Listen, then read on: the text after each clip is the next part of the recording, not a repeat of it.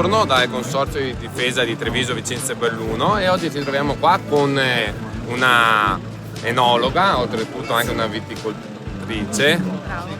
che è venuta, diciamo,